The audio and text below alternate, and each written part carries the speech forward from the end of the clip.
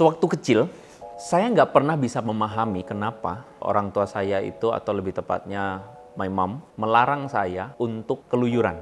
Saya nggak bisa memahami kenapa mama saya itu punya banyak aturan buat saya.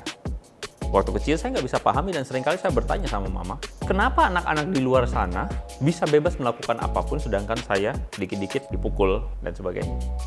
Tetapi semakin dewasa, akhirnya saya paham bahwa apa yang dilakukan oleh mama adalah cara dia untuk mengajarkan kepada saya tentang kedisiplinan, cara dia mengajarkan kepada saya tentang tanggung jawab, atau mungkin lebih tepat cara dia untuk melindungi saya dari misalnya kemungkinan penculikan misalnya, atau kemungkinan hal-hal yang buruk terjadi. Saya bukan berarti mengatakan bahwa cara mama saya satu-satunya cara yang benar, tidak.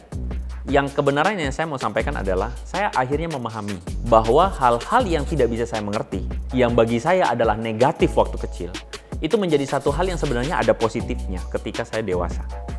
Maksud saya adalah, saya bukan berarti mengatakan cara mama saya cara yang benar, tentu saja sekali lagi, dan bukan mengatakan bahwa itulah cara Tuhan, bukan. Tapi, kalau hari ini kita tidak bisa memahami kenapa penderitaan terjadi dalam hidup saya, percayalah bahwa satu saat kita akan pahami.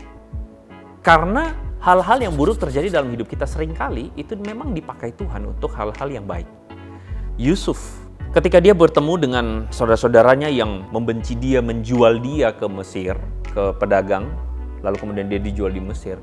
Dalam bagian akhir babak hidup Yusuf, kita menemukan satu peristiwa di mana saudara-saudaranya takut dan mengatakan, wah, Yakub sudah mati, sekarang Yusuf akan balas dendam sama kita.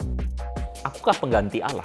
Kata Yusuf. Kamu mereka-rekakan yang buruk, tetapi Allah mereka-rekakannya untuk kebaikan. Jadi, hal buruk yang kita terjadi sebenarnya itu direka-rekakan oleh Tuhan untuk sesuatu hal yang baik. Kalau hal buruk terjadi pada dirimu, lihatlah bahwa ada rencana Tuhan yang baik yang Tuhan lagi bikin. Kita nggak ngerti hari ini, nggak apa-apa. One day, kamu akan mengerti.